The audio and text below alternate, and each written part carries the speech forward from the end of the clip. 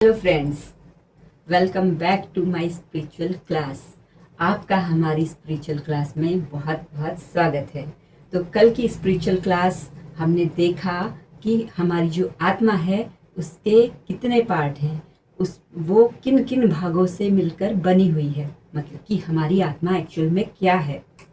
और उससे पहले हमने जाना था कि आत्मा आखिर कहते किसे हैं, आत्मा क्या है और परमात्मा क्या है। ये वीडियो अगर आपने नहीं देखी है तो डिस्क्रिप्शन में इनका लिंक दे दूंगी, मेरे यूट्यूब चैनल पर कल्पना अधिकारी पर आप जरूर चेक कर लीजिएगा। और आज हम नेक्स्ट जो हमने पिछली 2 क्लासेस की हैं, अब हम उसके नेक्स्ट क्लास में आज जानते हैं कि जो कल हमने देखा था कि हमारी आत्मा कितने भागों में डिवाइड है, या हमारी आत्मा किन किन चीज़ों से मिलकर बनी हुई है और उसका हमारे जीवन पर, हमारे कर्मों का इस आत्मा पर क्या प्रभाव पड़ता है, और एक्चुअल में आत्मा क्या है वो तो आपको अच्छे से पिछली वीडियो में सुनकर समझकर ही समझ में आएगा। क्योंकि मैं फिर से बताने लग गई तो फिर से वीडियो बहुत लंबी हो जाएगी, और जो पहले बताया है जरूरी नहीं है कि एग्जैक्ट सेम वही शब्द मैं यहाँ पर इस्तेमाल करूँ। तो आपको अच्छे से समझना है तो आपको जो पिछली वीडियो है वो देखना ही पड़ेगा। हमारी आत्मा के 2 पार्ट हैं, एक भौतिक और दूसरा आध्यात्मिक। ये हमारी आत्मा और इसके 2 पार्ट, ये हमारा सर, आत्मा का सर होता नहीं है, पर मैं क्योंकि हमारी जो बॉडी है, हमारे बॉडी के अणु अणु में वो आत्मा क्या है, विद्यमान है। किस रूप में? शून्य के रूप में। और उस शून्य के भीतर है ऊर्जा, चेतना, जो शक्ति, जो क्या कर रही है, इस समस्त संसार को बाहरी तौर पे भी चला रही है, इस समस्त संसार को भीतरी तौर पर भी चला रही है, जिसका कण कण क्या है, उसकी ऊर्जा से, उसकी शक्ति से चल रहा है, गति कर रहा है। तो जो हमारा जो ऊपरी आध्यात्मिक पार्ट है, आध्यात्मिक संसार है, जो हमारे भीतर है, वो कहाँ है? हमारे इस मस्तिष्क में। और ये मस्तिष्क जो हमारी आत्मा का मस्तिष्क है, इसमें कौन कौन से भाग आते हैं? इसमें आते हैं 3 भाग। कौन कौन से आते हैं? मन, बुद्धि और अहंकार। और यही मन, जो अंतर मन की गहराई लिए हुए है, जिसे हम सब कॉन्शियस माइंड भी कहते हैं, यही है हमारी चेतना, यही है हमारी क्या है? आत्मा, ऊर्जा, असल शक्ति, जो क्या है, जो हमारी ऊपरी बाहरी चेतना है, जो कॉन्शियस माइंड है, इसके मतलब कि इससे नीचे दबी हुई रहती है। दबी हुई क्यों रहती है? वो हमारे कर्मों की वजह से, हमारे जो अधर्म और धर्म, इन दोनों कर्मों को हम करते हुए जीवन यापन करते हैं। तो कुछ सुख के और कुछ दुख के अपने ही कर्मों के आधार पर हम क्या करते हैं, कुछ संस्कार जो होते हैं, जो रिपीटेड हम करते हैं, आदतन करते हैं, या हमारे पारिवारिक जो उनका कल्चर बन गया उसकी वजह से करते हैं, या फिर जो भी हमने आस पड़ोस से, अपने माहौल से, हर चीज़ से सीखा हुआ होता है, उन वजह से करते हैं, जिनसे भी करते हैं। तो ये जो हमारे कर्म होते हैं, ये क्या करते हैं? ये हमारे भीतर की भी जो भी भावनाएं होती हैं, अच्छी होती हैं चाहे बुरी होती हैं, वो क्या करती हैं? स्टोर करती हैं। कहाँ स्टोर करती हैं? हमारे अंतर मन की गहराइयों में वो जाके कहाँ हो जाते हैं? स्टोर हो जाते हैं, और धीरे धीरे करके वो उभरते हैं। जैसे अधर्म के तत्व गुण, जो ईर्ष्या, द्वेष, जलन, घृणा, हम किसी से क्या करते हैं? जब मौका मिलता है तब तो निकाल देते हैं, लेकिन जब मौका नहीं मिलता तो वही द्वेष, ईर्ष्या, घृणा, ये इस टाइप के अधर्मी दुर्गुण जो होते हैं हमारे भीतर क्या होते हैं? विराजमान होते हैं, लेकिन हम उन्हें कभी बाहर निकाल नहीं पाते अपनी परिस्थितियों की वजह से, या अपने अंदर वो सामर्थ्य नहीं होती, या किसी और का गुस्सा किसी और पर निकाल देना, ऐसा कहते हैं ना हम। तो वो चीजें, वो भावनाएं जो अभी पूरी नहीं हुई, वो जो अधूरी हैं, चाहे वो धर्म की हैं चाहे वो अधर्म की है, तो वो कहाँ जाकर बैठ जाती हैं? इसी अंतर्मन की चेतना में, इसी अंतर्मन के चित्त में, अंतर्मन के मन में बैठ जाती हैं। और जो चेतना है, जो ऊर्जा है, वो शक्ति है, वो इन अंतर्मन की जो हमने जिन विचारों का, जिन भावनाओं का दमन कर दिया, जो बैठ गई हैं, जो पूरी नहीं हो पाई किसी भी वजह से, वो क्या हो गई? इन पर हमारे चित्त पर उनका क्या हो गया? लेप लग गया। तो हमारे जो ऊपर जो मन है, आत्मा का सर है, वो भी मन, बुद्धि और अहंकार 3 भागों में बटा हुआ है। अहंकार में क्या होता है?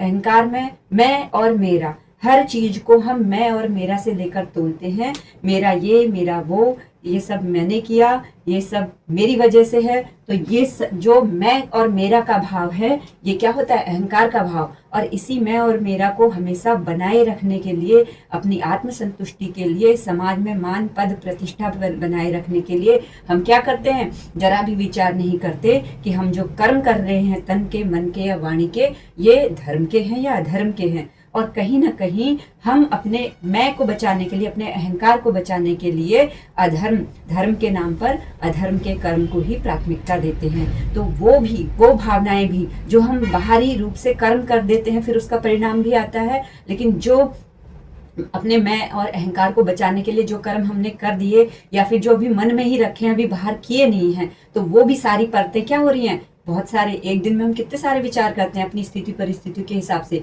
क्या हम वो सारे पूरे कर लेते हैं? नहीं हो पाते ना। लेकिन जो वो विचार आखिर जाते कहाँ हैं? वो विचार, वो परत दर परत कहाँ चढ़ती है? वही हमारे अंतर्मन में, हमारे अंतर्मन के चित्त में।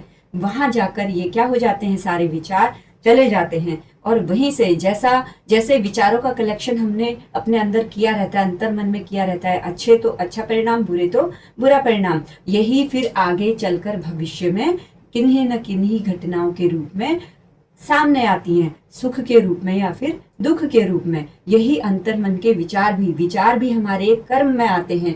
एक कर्म बन रहा है हमारा कि हम विचार कैसा कर रहे हैं, अच्छा कर रहे हैं कि बुरा कर रहे हैं।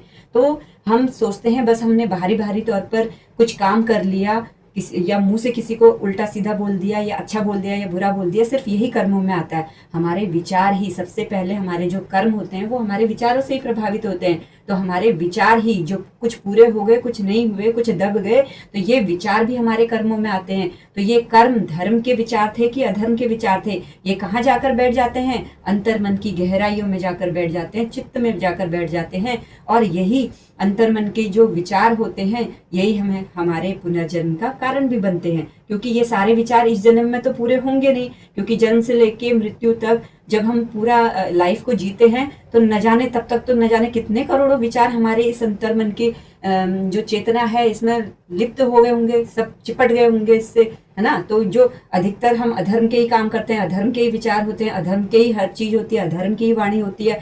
तो क्या हमारी जो चेतना पर ये लेप लगा हुआ है, आपको क्या लगता है? क्या यहाँ पर आत्मा में मलिनता होगी या फिर आत्मा स्वच्छ होगी? जाहिर सी बात है, आत्मा मलिन ही होगी। तो सेम ऐसे ही ये उसका ऊपर वाला पार्ट है, मन, बुद्धि और अहंकार। बुद्धि का काम भी क्या है? तर्क करना, अच्छा है या बुरा है, इसमें मेरा फायदा है कि नुकसान है, ये सोचना किसका काम है?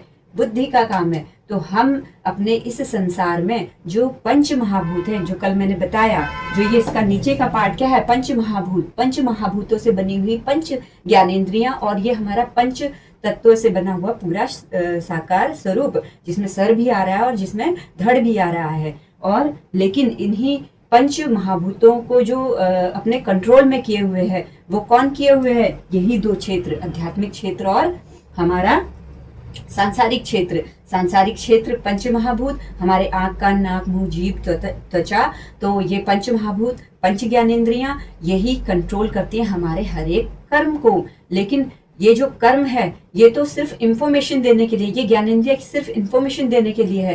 लेकिन असल काम तो हमारे आध्यात्मिक क्षेत्र में जो रह रहे ये तीन तत्व हैं, मन, बुद्धि और अहंकार, अब असल काम इनका, इन पांच ज्ञानेंद्रियों के ऊपर इन तीन मन, बुद्धि और अहंकार का आ जाता है। जैसे हम अपने कान से कोई शब्द सुनते हैं, ये शब्द अच्छा है कि बुरा है, अपमानजनक है कि सम्मानजनक है, इसका आकलन कौन करता है? इसका आकलन हमारी बुद्धि करती है। और जब बुद्धि इसका आकलन कर लेती है, तब क्या होता है? हम अपने आप को, अपने मैं को प्राथमिकता देते हैं कि ये शब्द मेरे लिए सम्मानजनक है कि अपमानजनक है। अगर अपमानजनक है तब हम क्या करते हैं? हमारे अंदर ईर्ष्या, द्वेष, क्रोध, ऐसी मतलब इस प्रकार की भावनाएं आती हैं। और सम्मानजनक है तो हमारे अंदर सुख की, आनंद की, खुशी की लहर दौड़ उठती है। तो ये काम कहाँ से हुआ? बुद्धि से हुआ, जिसने तर्क दिया।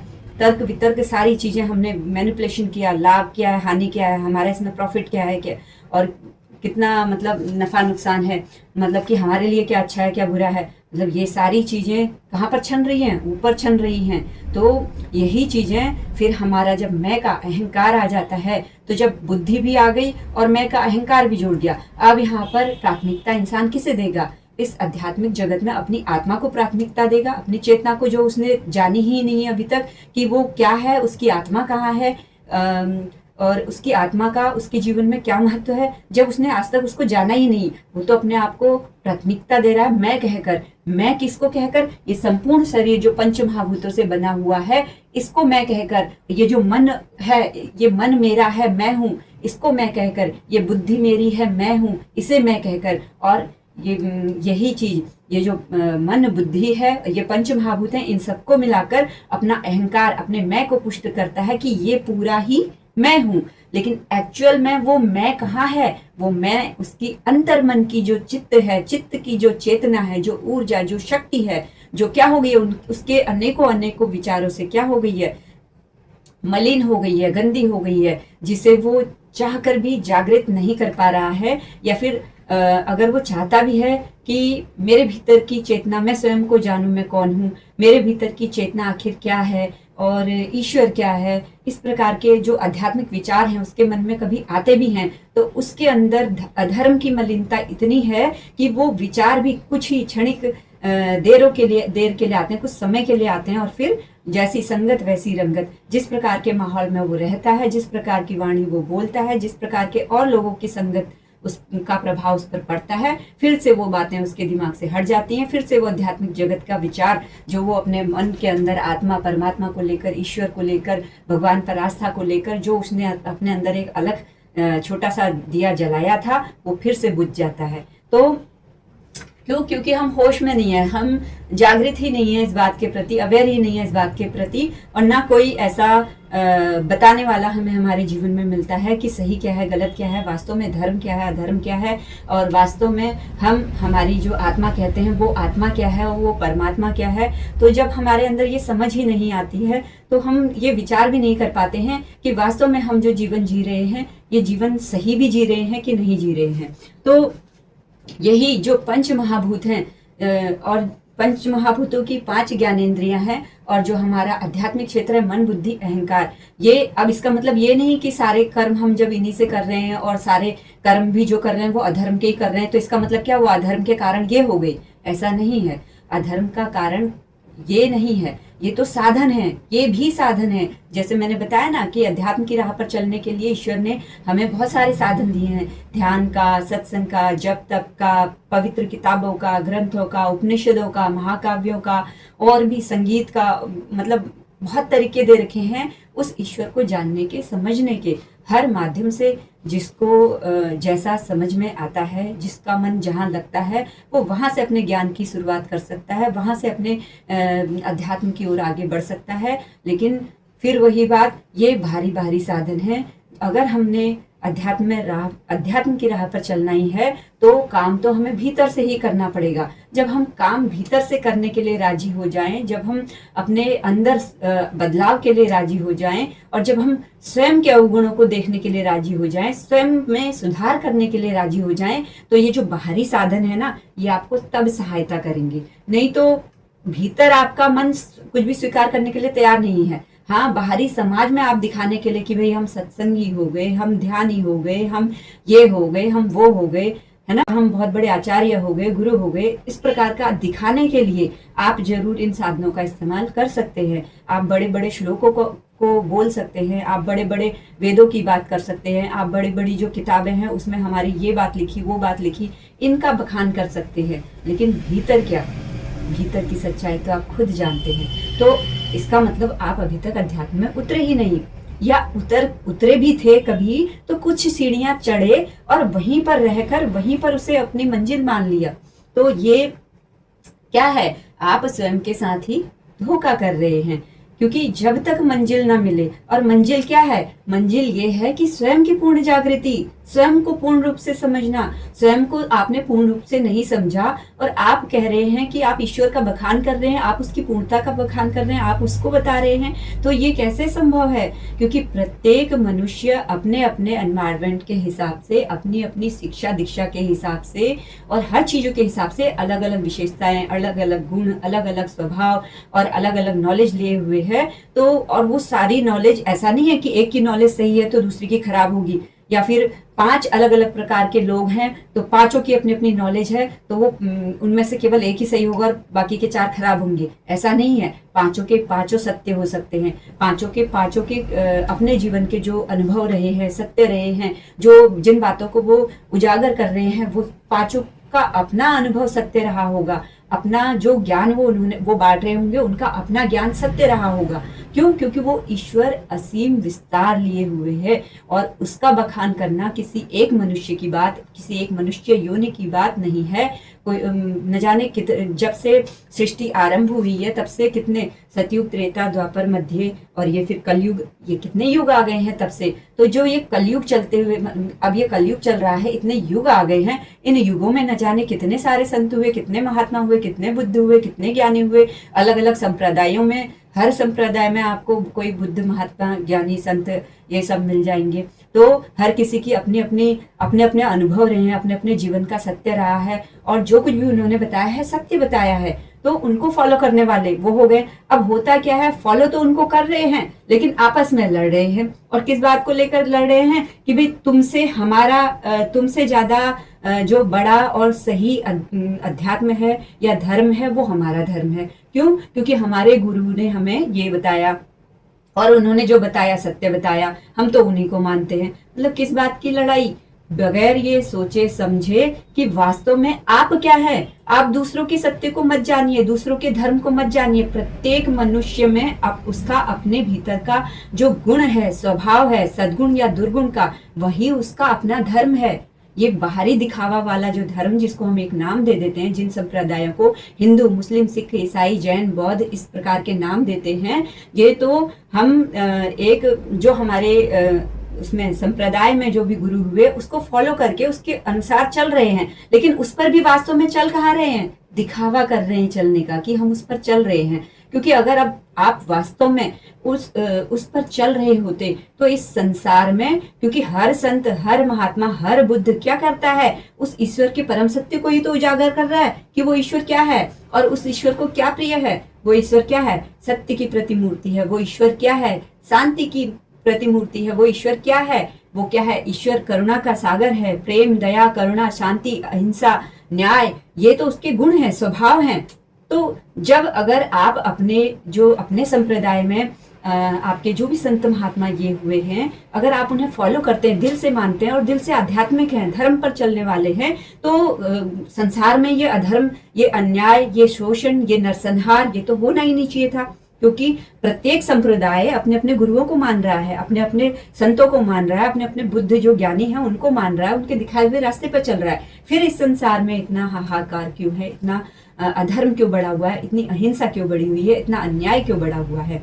क्यों? क्योंकि उसका एक कारण यही है कि हम स्वयं के भीतर झांक कर नहीं देख रहे, कि हम धर्म धर्म कहकर अधर्म पर ही चलते जा रहे हैं। और जो आज के समय में जो हमारे जो धर्म संप्रदाय को आगे बढ़ाने वाले जो बड़े बड़े गुरु भी हैं, तो वो गुरु भी कहीं ना कहीं होंगे आध्यात्मिक, होंगे धर्म पर चलने वाले, लेकिन फिर भी कहीं ना कहीं उनके अंदर भी मैं का अहंकार बचा हुआ है। और ये मैं का अहंकार ही उन्हें अपनी सत्ता को बचाए रखने के लिए, अपनी जो भी फॉलोइंग है उसे बचाए रखने के लिए, या फिर अपने जो भी उन्होंने एक मान सम्मान, पद, प्रतिष्ठा बनाई हुई है उसे बचाए रखने के लिए, वो कुछ भी आप अगर धर्म के हिसाब से किताबों को पढ़कर बताते हैं तो उसमें भी उन्हें पता है सही क्या है, गलत क्या है, लेकिन फिर भी उसमें वो कहीं ना कहीं रास्ता अधर्म का दिखा रहे होते हैं। और अधर्म का रास्ता किस बात पर? धर्म कहकर कि तुम धर्म के नाम पर ऐसा ऐसा कर दो,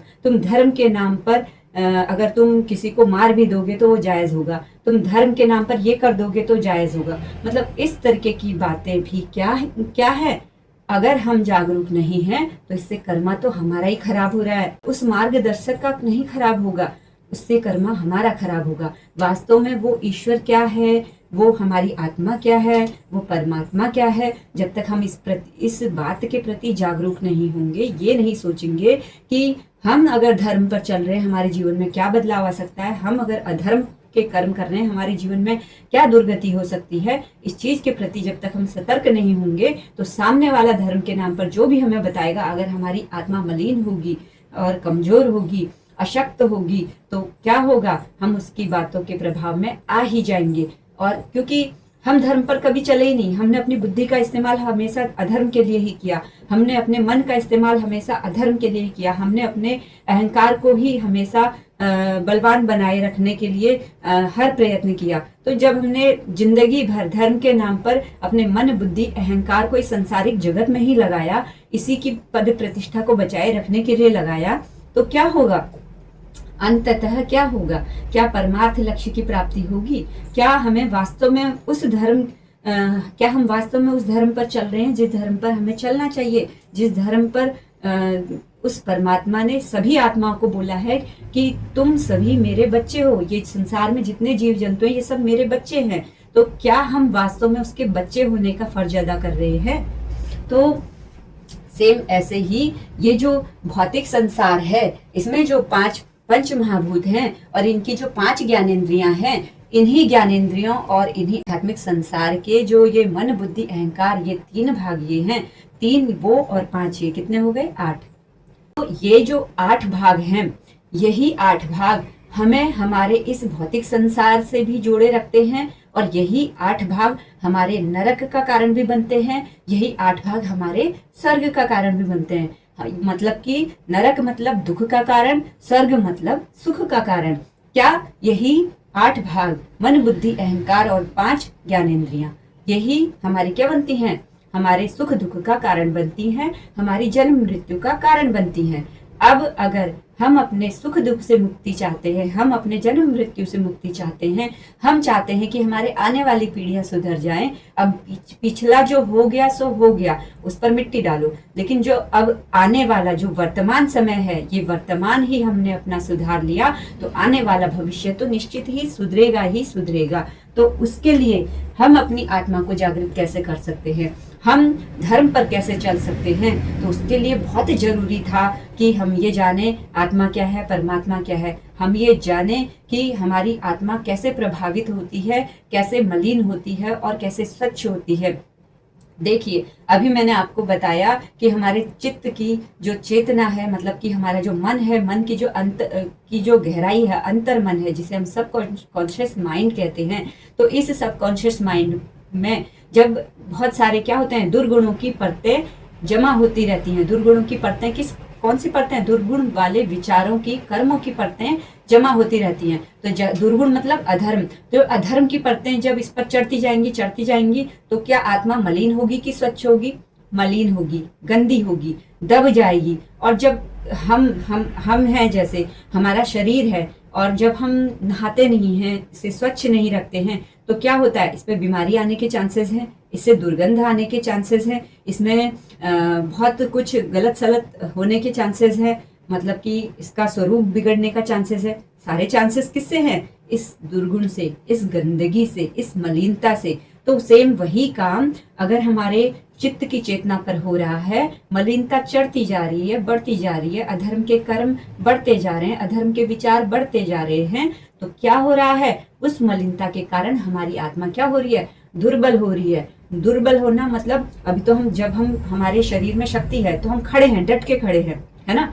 लेकिन जब इस शरीर में शक्ति नहीं रहेगी तो हम क्या रहेंगे? कमजोर हो जाएंगे। और जब कमजोर हो जाएंगे तो हमारा लेवल क्या होगा? धीरे धीरे धीरे धीरे धीरे धीरे डाउन होता जाएगा, और एक समय ऐसा आएगा हम बिल्कुल ही नीचे चले जाएंगे, बिल्कुल धरती पर लेट जाएंगे, अशक्त हो जाएंगे, उठने के लायक नहीं रहेंगे। तो हमारी चित्त की जो चेतना है, अब आप मुझे बताइए, गति कहाँ कर रही है? क्या ये ऊपर को सदगति कर रही है, ऊर्ध्वगामी हो रही है?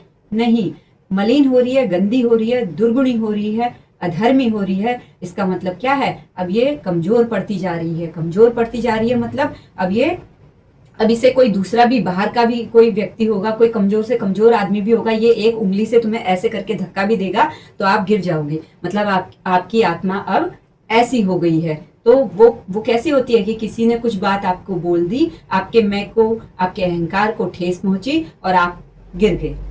तो तो ये वाली बात होती है, हमारी आत्मा की शक्ति पर निर्भर करती है। और उसकी शक्ति कैसे बढ़ती है? सद्गुणों से, धर्म पर चलने से।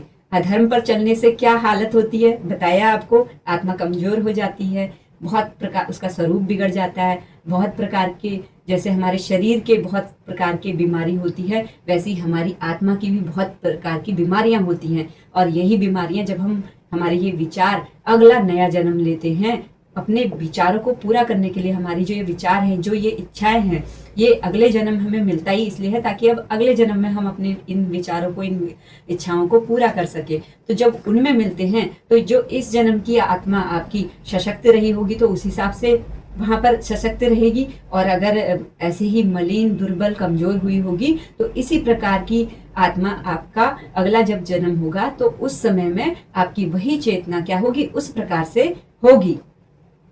तो सेम अगर अधर्म के कर्मों से, विचारों से हमारी आत्मा कमजोर पड़ती है, दुर्गुणी हो जाती है, दुर्बल हो जाती है, तो सेम ऐसे ही सेम इसका उल्टा कि जब हम सद्गुणों को धारण करते हैं, धर्म को धारण करते हैं, धर्म पर चलते हैं, तब क्या होता है? अभी हम क्या कर रहे हैं?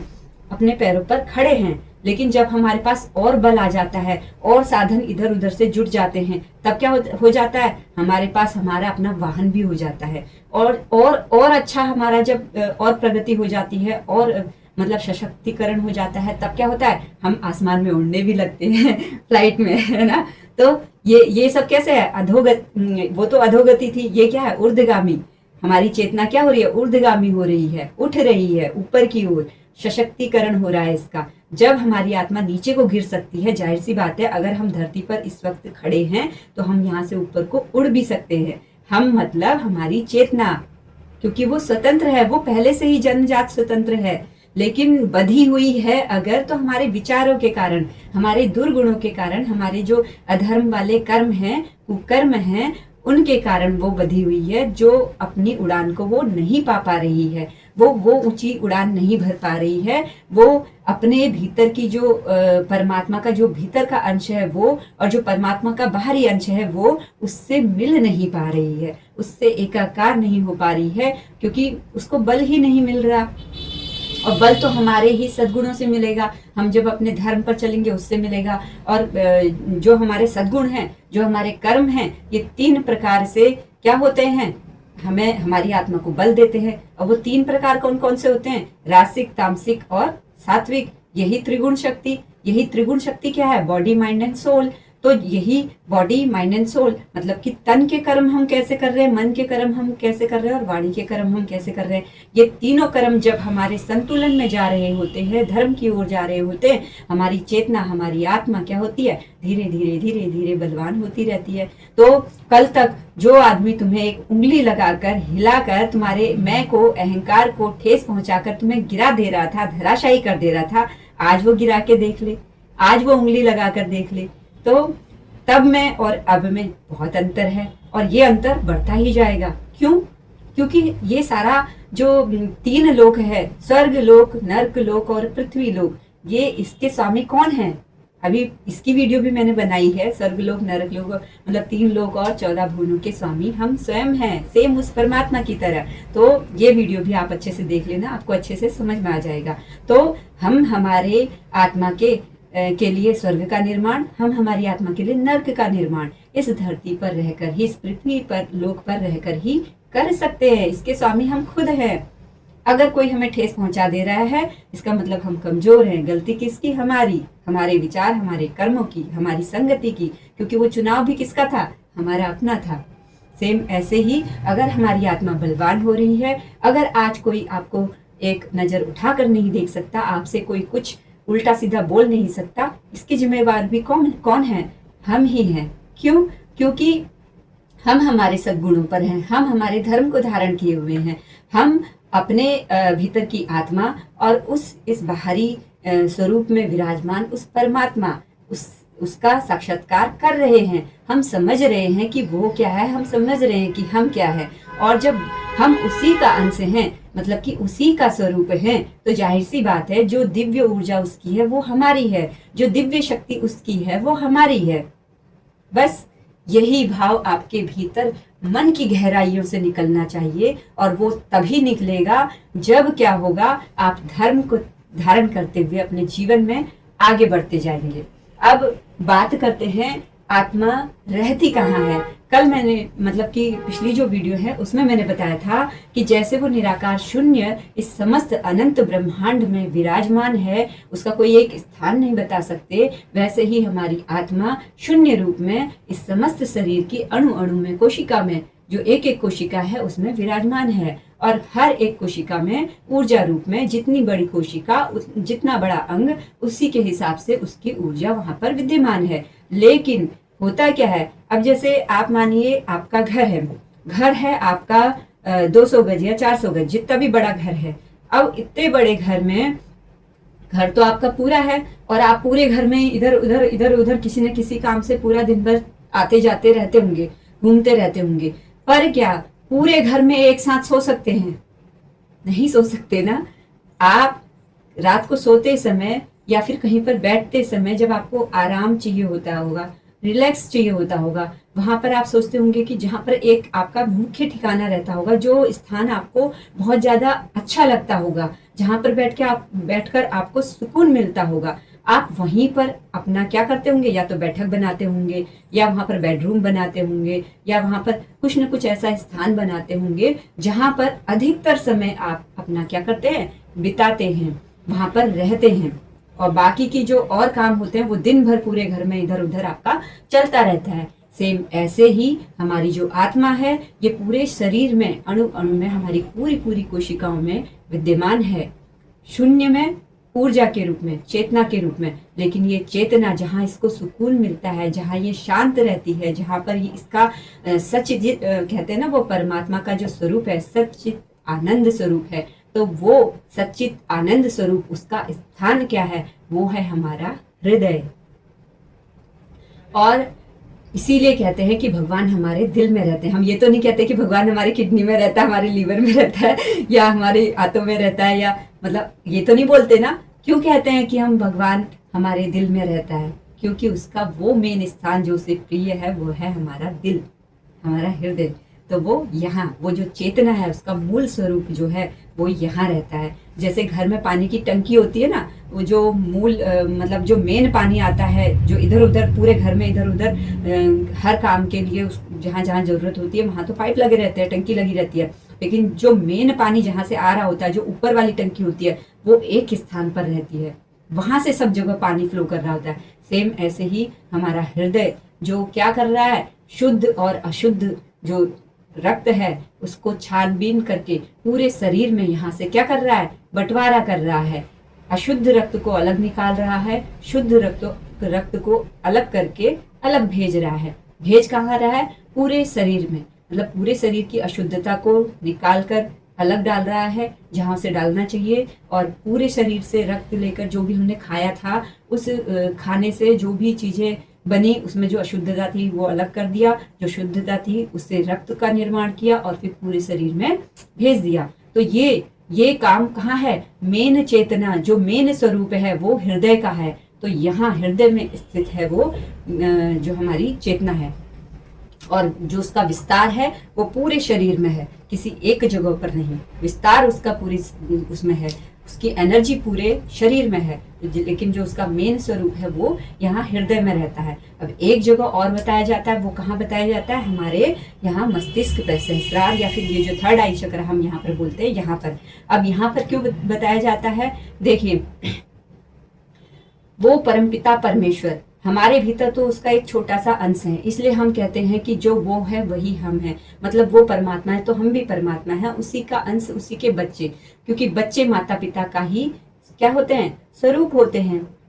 क्योंकि बंदर का बच्चा बंदर, बिल्ली का बच्चा बिल्ली, कुत्ते का बच्चा कुत्ता, तो परमात्मा का बच्चा भी परमात्मा, अगर वो अपने सद्गुणों पर, अपने धर्म को धारण करते हुए उस परमात्मा के गुणों पर चले तब। तो केवल वही बच्चा, परमात्मा का बच्चा परमात्मा।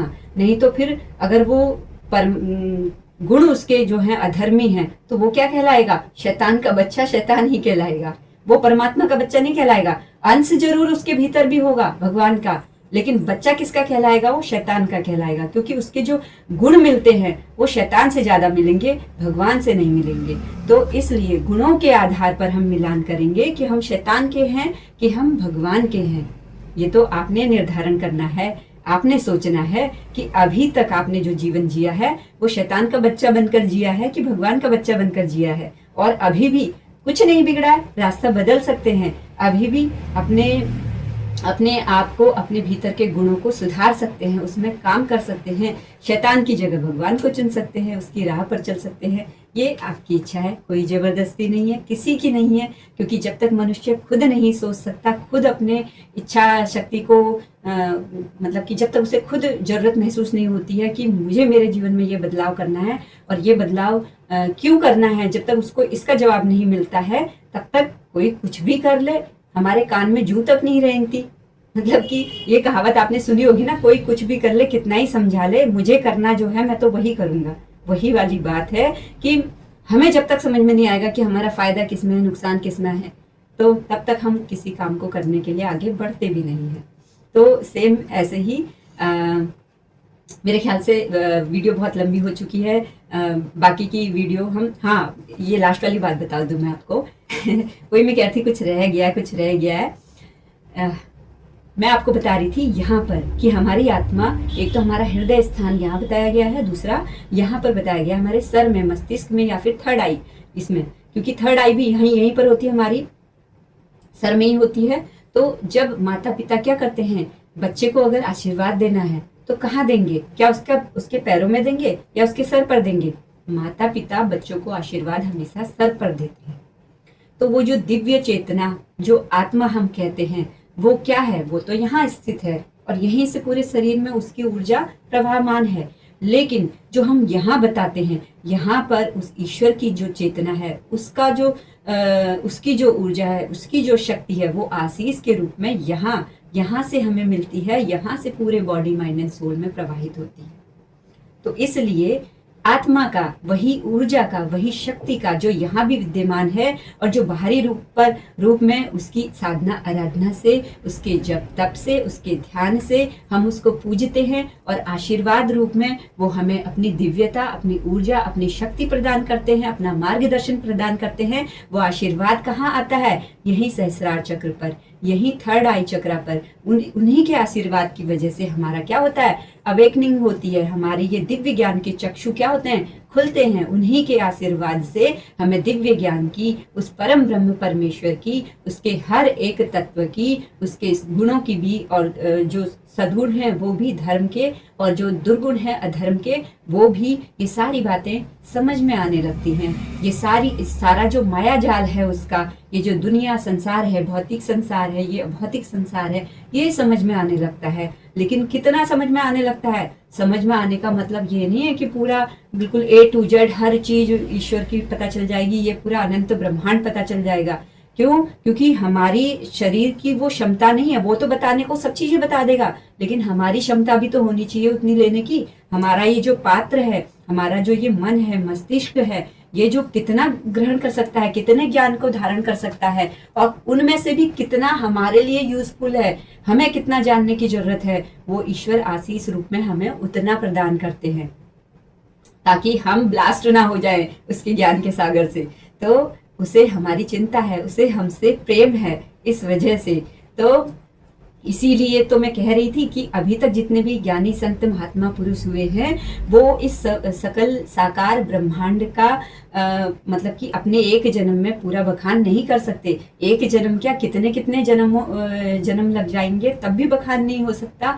न जाने कितने युगों से कितने संत, कितने महात्मा, कितने बुद्ध, कितने ज्ञानी उन्होंने वो आए और उन्होंने अपना ज्ञान का प्रचार प्रसार किया, किताबों के माध्यम से और भी ग्रंथों के माध्यम से और भी न जाने किन किन चीज़ों के माध्यम से वो, और अभी भी करते हुए आ रहे हैं, अभी भी करते जा रहे हैं। लेकिन ये ज्ञान खत्म ही नहीं होता ये उसकी माया खत्म ही नहीं होती। वो हर बार कोई अलग अलग संप्रदाय के रूप में उठ खड़ा होता है, हर बार नए नए विचारों के रूप में उठ खड़ा होता है, हर बार नई नई शिक्षाएं दीक्षाएं देने लगता है। हर बार वो अपना एक और स्वरूप दिखा देता है कि भाई तुम मुझे ऐसे भी प्राप्त कर सकते हो, तुम मुझे ऐसे भी प्राप्त कर सकते हो।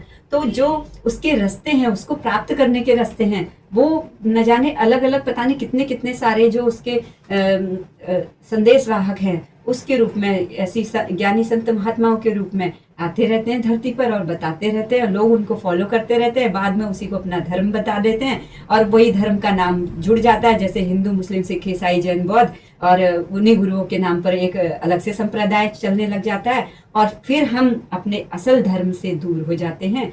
फिर हम क्या करते हैं, केवल और केवल नाम के धार्मिक हो जाते हैं कि हम इस धर्म को मानने वाले हैं, इस धर्म पर चलने वाले हैं, लेकिन गुण हमारे अवगुण ही होते हैं। धर्म के नाम पर हम अधर्म ही करते हैं, सद्गुणों को कम धारण करते हैं, उसके जगह पर दुर्गुणों को ज्यादा धारण करते हैं। किस लिए? अपने मन, बुद्धि और अहंकार की पुष्टि के लिए, अपने आप के मैं और मेरा साम्राज्य, मैं और मेरी सत्ता, मैं और मेरी शक्ति, ये अहंकार को बनाए रखने के लिए कि जो मैंने कहा है वही सत्य है, जो मैं हूँ वो मैं हूँ। मतलब कि ये जो मैं से जुड़ा हुआ भाव है ये कभी खत्म ही नहीं होता, और जब ये खत्म नहीं होगा तो वो ईश्वर तुम्हारे भीतर कहाँ से आएगा।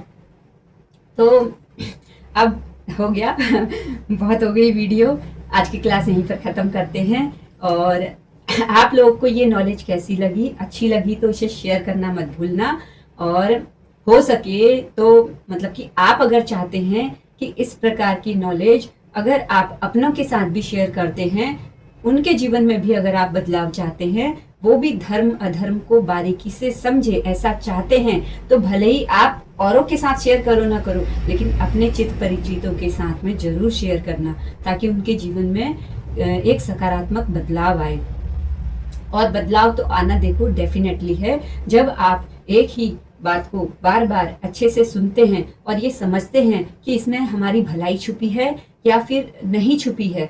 जब आपको अच्छे से पता चल जाता है कि वास्तव में ये बात तर्क संगत है, धर्म संगत है, न्याय संगत है, वास्तव में ये बात सही है और सत्य है, जब हमें इस चीज का आभास अंतर्मन से होने लगता है, अपने दिल से पूछिए, किसी और की मत सुनिए। कोई और अगर आपको बोलता है कि ये पॉलिटिकल चल रहा है, या ये वाला बात चल रही है, या ये धर्म से लोगों को भटकाने वाली बात चल रही है, या कुछ भी बातें करके आपको भले ही भटकाने की कोशिश की जाए, लेकिन आप अपने दिल की गहराइयों से, अपने अंतर्मन से पूछिए कि जो कुछ भी आप इस वीडियो में अभी तक सुन रहे हैं, समझ रहे हैं, देख रहे हैं, जान रहे हैं, क्या ये सत्य है, क्या ये सही है या नहीं है, आपका मन क्या कहता है। और अगर आपको इसमें सत्यता नजर आती है, आपको इसमें सच्चाई धर्म के साथ में नजर आती है, आपको लगता है कि वास्तव में असल धर्म को बताया जा रहा है, वास्तव में धर्म क्या है वो सही समझाया जा रहा है, तो आप इसे अपने जीवन में उतारें।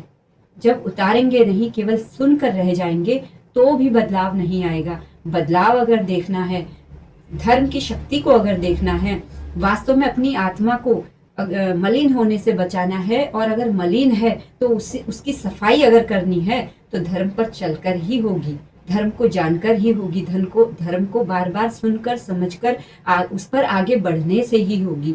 और ये सब करने के लिए बहुत बल लगता है, हमारा आत्मबल लगता है, हमारे शरीर से भी, हमारे मन से भी और हमारी वाणी से भी, ये तीनों का बल लगता है। और ये तीनों का बल हमें तभी मिलता है जब हम अपने जीवन में किसी ऐसे गुरु को फॉलो करते हैं, किसी ऐसे मेंटोर को फॉलो करते हैं, या किसी भी ऐसे व्यक्ति के सानिध्य में रहते हैं जहाँ से हमें लगता है कि यहाँ से हमें हमेशा पॉजिटिव वाइब्स आती हैं, यहाँ से हमें हमेशा सकारात्मक ऊर्जा मिलती है, यहाँ से हमें हमेशा हमारे जीवन में सही मार्गदर्शन मिलता है। तो जब ये सारी बातें हमें कहीं से भी मिल रही हो तो हमें उस राह को नहीं छोड़ना चाहिए। और यहाँ तक अगर आप मेरी वीडियो को देख रहे हैं, सुन रहे हैं, उसके लिए बहुत बहुत धन्यवाद। शेयर करना मत भूलना। मेरे YouTube चैनल कल्पना अधिकारी को अगर अभी तक सब्सक्राइब नहीं किया है तो जल्दी से सब्सक्राइब कर लीजिए। बेल आइकन को दबाना मत भूलना, ताकि आने वाली सभी वीडियोस के नोटिफिकेशन आपको बराबर मिलते रहे। तब तक के लिए धन्यवाद। हर हर महादेव।